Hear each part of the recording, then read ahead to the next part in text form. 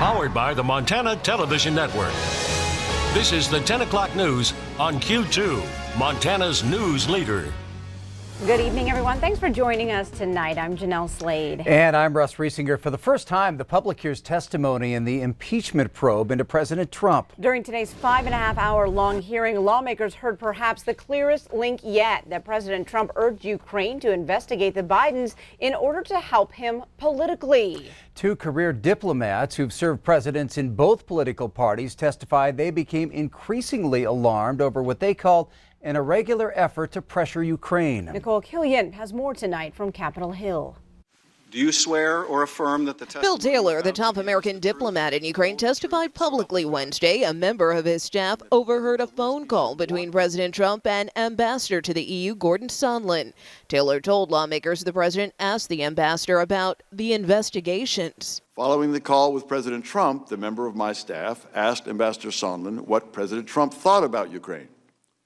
Ambassador Sondland responded that President Trump cares more about the investigations of Biden. House Intelligence Committee Chairman Adam Schiff pushed further. I take it the import of that is he cares more about that than he does about Ukraine. Yes, sir. Republican Jim Jordan tried to dismiss Taylor's testimony as hearsay. You didn't listen on President Trump's call and President Zelensky's call? I did not. You've never talked with Chief of Staff Mulvaney? I never did. You never met the president? That's correct. This is what I can't believe, and you're their star witness. I know nothing about that. President Trump said he couldn't recall his conversation with Sondland. He also told reporters he didn't watch any of the testimony, despite tweeting about it all day. It's all third-hand information, nothing direct at all. It can't be direct because I never said it. Both Bill Taylor and fellow witness George Kent called the freezing of aid to Ukraine a threat to U.S. national security.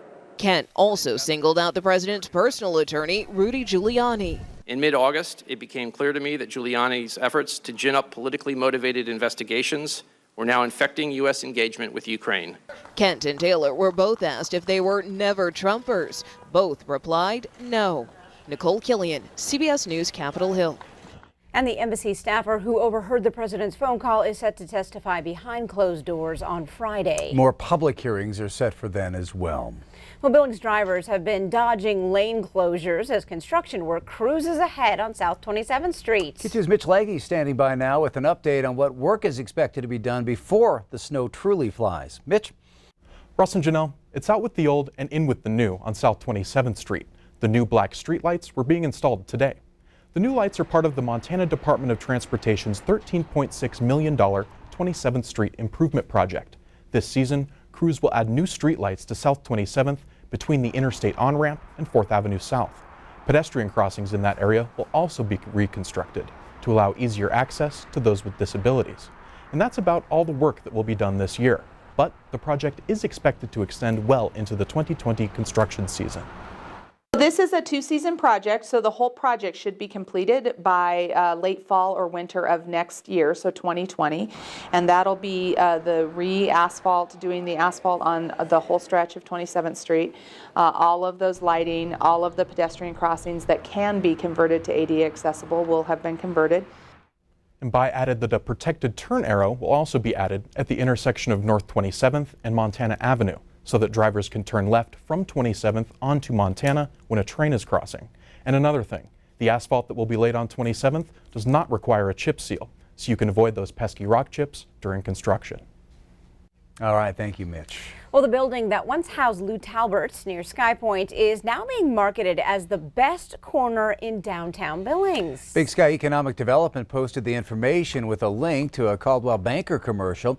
A brochure states that an extensive exterior remodel is coming in 2020 for that building at 123 North 28th Street. Artist renderings show patio seating on the roof and on the sidewalk.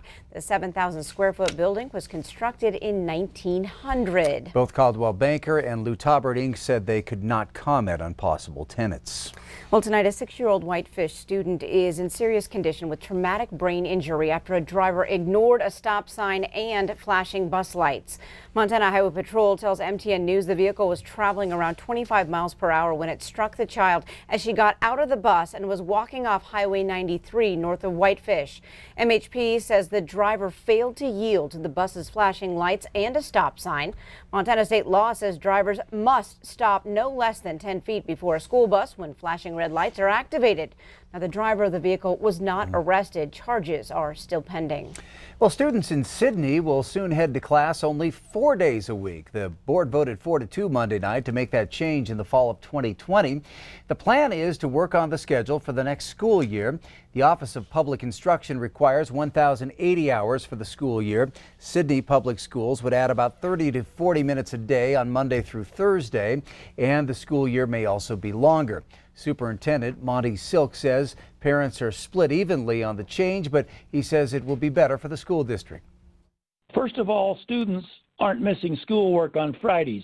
Secondly, teachers like high-quality teachers in the classrooms as well. We've lost anywhere from 4 to 7, 8 teachers to districts with 4-day weeks in North Dakota and in eastern Montana. We want to get back on the competitive playing field and make sure that we don't lose any more, and in fact, hopefully get a couple, 3 or 4 of those to come back to us.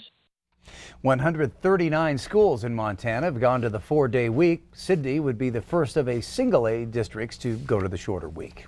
On the weather scene tonight, Chief Forecaster Bob McGuire, you have some interesting facts about radiation. Well, radiation fog. Yeah, it almost sounds like something out of a science fiction movie, doesn't it? It's not, okay? Let me show you what's happening out there. Here's the way things are shaping up in Billings right now. You'll notice we had some cloudy skies. They're starting to clear up over Billings and much of eastern Montana. But now, because those clearing skies are moving in, we have a dense fog advisory, basically from Choteau County all the way over towards Glasgow and places like, I believe it's Valley County and also Garfield County. So we're having some issues there with fog, and its visibility is really low. And it's something called radiation fog. And here's how radiation fog works. What happens is you need a couple of ingredients. Number one is you got to have clear skies. Number two, you got to have calm winds. And what happens during the day, you see the warm air at the surface radiates upward, and as it radiates upward, it leaves a lot of cold air at the surface. So what happens is once that cold air starts moving into the region, it causes the humidity to rise. So as the temperature falls, the humidity goes up. And once the humidity gets to 100%, the air becomes saturated and you see your radiation fog develop. And we're seeing that tonight across the High Line. We'll talk more about the forecast coming up in a few more minutes. All right, thanks so much, Bob. Well, Yellowstone National Park officials are now blaming the weather for a big drop in visitors this October. Numbers are down 22% from a year ago, and park statistics show visitors are also down 12% from the 5-year average. Wintry weather closed roads, and a lot of road construction restricted travelers to 1 lane in October. Now, until the winter season opens in mid-December, park travel is limited to the road from Gardner to Cook City. Also, a reminder from park personnel, this time of year weather changes quickly, so be sure to check conditions on the park's website before visiting. Public Service Commission Chair Brad Johnson met with reporters today to discuss the PSC's recent vote on a major electric rate case involving Northwestern Energy.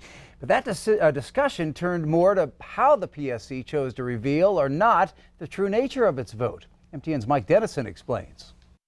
2 weeks ago, the PSC approved a $6.5 million annual electric rate increase for Montana customers of Northwestern Energy, the largest utility in the state. No reporters attended the little publicized meeting, and 2 days later, the PSC put out a press release on the results. But that release made no mention of the rate hike, which wasn't reported until a week later, after Commissioner Roger Koopman of Bozeman contacted the Billings Gazette. This Tuesday, Koopman issued a strongly worded written critique of the release, saying it falsely portrayed what happened at the October 30th meeting. Commission Chairman Brad Johnson of East Helena, who authorized the release, defended it Wednesday. Based on the conversation already, what we put out was factual and reflected what we did and what we're going to do. But later he said it was a mistake to omit details on the vote approving the rate increase. Knowing what I know today, I would have put another sentence in there talking about the $6.5 million. It was not trying to hide anything from anybody. It was simply a perspective that said, look, this is just an interim step in the overall process, and we'll deal with the details as we move along. Also missing from the release were details on a new rate structure that increases residential rates by 1.68%, but reduces rates for larger business customers.